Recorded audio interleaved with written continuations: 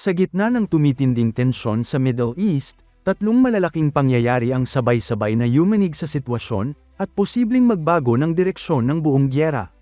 Una, opisyal nang sumali ang Houthis sa laban at agad umatake sa Israel gamit ang missiles at drones. Pangalawa, isang makapangyarihang tangke ng Israel, ang Merkava Mk4M, ang nawasak sa Lebanon matapos tamaan ng precision missile ng Hezbollah. At pangatlo, isang high-tech na American drone na MQ-9A Reaper ang pinabagsak ng Islamic Revolutionary Guard Corps o IRGC. Ano ang ibig sabihin ng mga pangyayaring ito? Lumalawak na ba ang gyera? At gaano kalaki ang epekto nito sa buong mundo, lalo na sa seguridad at ekonomiya? Simulan na natin.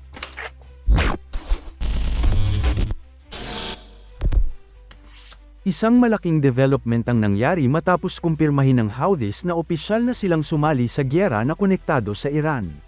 Sa kanilang pahayag, malinaw ang mensahe, hindi sila titigil hanggat hindi natatapos ang agresyon laban sa kanilang mga kaalyado sa tinatawag nilang resistance fronts. Sa madaling salita, hindi na lang ito laban ng Israel at Iran. Unti-unti na itong nagiging regional war, kung saan ang iba't ibang grupo sa Middle East ay nagsasama-sama laban sa iisang kalaban. Matapos ang kanilang announcement, agad silang kumilos. Southern Israel ang naging target ng kanilang ballistic missiles at drone attacks. Hindi na ito bago, pero ang kaibahan ngayon ay mas coordinated at mas direkta ang kanilang aksyon bilang bahagi ng mas malaking gyera. Ang Houthis, na matagal nang may tensyon laban sa Saudi Arabia at Western-backed forces, ay kilala sa paggamit ng long-range missiles at kamikaze drones. Kahit mula sa Yemen, kaya nilang tamaan ang target sa Israel, isang patunay ng kanilang lumalakas na military capability. Ang tanong ngayon, hanggang saan ang kaya nilang gawin? Kapag nagpatuloy ito, posible nilang ma-overstretch ang defense system ng Israel, lalo na kung sabay-sabay ang attacks mula sa iba't ibang direksyon, Gaza, Lebanon, at ngayon, Yemen. At dito nagiging delikado ang sitwasyon. Sa puntong ito, mahalagang maintindihan na ang ganitong klaseng paglawak ng gyera ay hindi basta-basta napipigilan. Kapag mas maraming grupo ang pumapasok, mas nagiging komplikado ang command at control sa battlefield. Iba-iba ang objectives ng bawat grupo, may sariling interes, sariling strategy, at minsan hindi direktang kontrolado ng isang central authority. Ibig sabihin, kahit gustuhin ng isang bansa na mag-de-escalate, may posibilidad na may ibang grupo na magpapatuloy ng opens iba. Ito ang tinatawag na chain reaction sa geopolitics, isang aksyon na nagtitrigger ng sunod-sunod na retaliation. Dagdag pa rito, habang tumatagal ang laban, mas nasusubok ang supply lines, logistics, at kakayahan ng bawat panig na mag-sustain ng operations.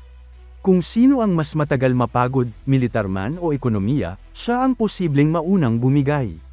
Kaya sa likod ng mga missile strikes at drone attacks, may mas malalim na laban na nangyayari, ang laban sa endurance at resources.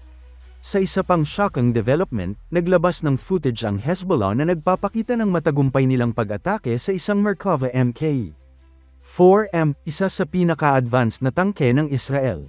Ang target, isang unit malapit sa Birket Debel sa southern Lebanon. Ang ginamit, Almas 2 o Almas 3 anti-tank guided missile, isang precision weapon na kayang tumagos sa makapal na armor ng modernong tangke. At ang pinakakapansin-pansin, tinamaan mismo ang main gun ng tangke, ang IMG-251LR 120mm smoothbore cannon. Ibig sabihin nito, hindi lang basta damage, kundi critical hit na kayang mag-disable o tuluyang sum-ire sa kakayahan ng tangke na lumaban. Para maintindihan kung gaano kalaki ito, kailangan nating tingnan ang reputasyon ng Merkava tank. Ang Merkava Mk4M ay isa sa pinaka-protected na tanks sa mundo. Mayroon itong advanced armor system at active protection system tulad ng trophy, na kayang harangin ang incoming missiles. Pero sa nangyaring ito, malinaw na may mga paraan pa rin para malusutan ang defense nito. Dalawang bagay ang posibleng dahilan. Una, maaaring gumamit ang Hezbollah ng mas advanced na missile na kayang e-bypass ang protection system. Pangalawa, posibleng may tactical advantage sila, tulad ng tamang anggulo ng pag-atake o timing na hindi agad na-detect ng system. Anuman ang dahilan, ang epekto nito ay malaki. Psychological impact pa lang, ramdam na. Dahil kung kaya nilang pabagsakin ang isa sa pinakailit na tangke ng Israel, ibig sabihin mas lumalakas ang confidence ng kanilang mga kalaban. At para sa Israel, isa itong babala, hindi sapat ang technological superiority kung ang kalaban ay gumagamit ng smart tactics at precision weapons. Dagdag pa dito, ipinapakita rin ng insidenteng ito na nagbabago na ang mukha ng modern warfare. Hindi na lang nakabase sa laki ng puwersa o dami ng armas, kundi sa kung gaano ka-precise at ka-intelligent ang paggamit ng teknolohiya. Kahit mas maliit na grupo, kung may access sa advanced guided weapons at tamang intelligence, kayang-kaya nilang magdulot ng malaking damage sa mas malakas na kalaban. Ito ang dahilan kung bakit maraming bansa ngayon ang nag-i-invest hindi lang sa heavy equipment, kundi pati sa electronic warfare, surveillance systems, at anti-drone capabilities. Dahil sa bagong landscape ng digmaan, ang bilis ng adaptation ang nagiging susi sa survival. Sa pangatlong development, isang high-value asset ng United States ang nawala matapos pabagsakin ng Islamic Revolutionary Guard Corps ang isang MQ-9A Reaper. Ang MQ-9 Reaper ay hindi basta drone. Isa itong unmanned combat aerial vehicle na ginagamit para sa surveillance, reconnaissance, at precision strikes. Sa madaling salita, isa ito sa pinaka-importanting mata at kamay ng US sa modern warfare. Ayon sa lumabas na footage, ang drone ay tinamaan gamit ang surface-to-air missile, posibleng 358 GHAEM-118 o Medjid AD-08. Ang ibig sabihin nito ay malinaw, kayang targetin at pabagsakin ng Iran ang advanced aerial assets ng US. At hindi ito simpleng pagkawala lang ng drone. Una, mahal ang MQ-9 Reaper, umaabot ng milyon-milyong dolyar bawat unit. Pangalawa, nawawala ang intelligence capability sa area kung saan ito nakadeploy. At pangatlo, nagpapakita ito ng kakayahan ng Iran na depensahan ang kanilang airspace laban sa high-tech na kalaban. Sa strategic level, ito ay isang malaking mensahe, hindi basta-basta makakapasok ang US o ang kanilang mga kaalyado ng walang risk. Bukod dito, may malaking epekto rin ito sa deterrence factor sa rehiyon. Kapag napatunayan na kayang pabagsakin ng high-end assets tulad ng MQ-9 Reaper, mas nagiging maingat ang mga bansang gumagamit ng ganitong teknolohiya. Posibleng magbago ang kanilang operational approach, mas mataas na altitude, mas malayong deployment, o mas heavy escort systems. Ngunit sa kabilang banda, nagbibigay din ito ng moral boost sa mga bansang kumakalaban sa kanila, dahil napapatunayan na hindi sila untouchable.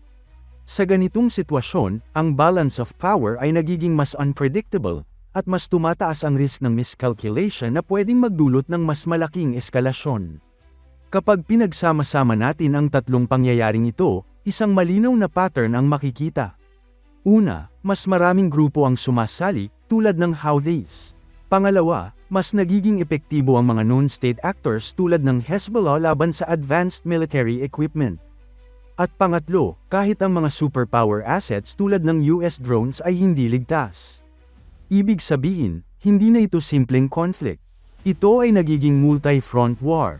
At kapag maraming fronts ang sabay-sabay na umiinit, mas mahirap itong kontrolin.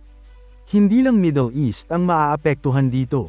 Una, langis. Kapag lumala ang sitwasyon, posibleng tumaas ang presyo ng langis dahil sa instability sa region.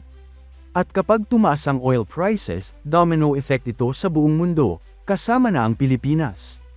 Pangalawa, global security. Kapag lumawak pa ang gyera, posible itong hamatak ng mas maraming bansa, lalo na kung direkta nang ma-involve ang US o iba pang allies. Pangatlo, military doctrine. Ang mga nangyayaring ito ay nagbibigay ng bagong aral sa modern warfare, lalo na sa paggamit ng drones, missiles, at asymmetric tactics. Sa ngayon, malinaw na nasa critical point ang sitwasyon. Ang pagsali ng Houthis ay nagpapakita na lumalawak ang gyera. Ang pagkawasak ng Merkava Mk-4M ay nagpapakita na kahit ang pinakamodernong kagamitan ay may kahinaan. At ang pagbagsak ng MQ-9A Reaper ay nagpapatunay na kahit ang mga superpower ay may vulnerabilities. Sa huli, ang tanong ay hindi na kung sino ang mananalo, kundi kung hanggang saan ito lalala. Dahil sa ganitong klaseng gyera, walang tunay na panalo, lahat may kapalit. At habang patuloy ang pag-init ng sitwasyon, isang bagay ang sigurado, Hindi pa ito ang katapusan.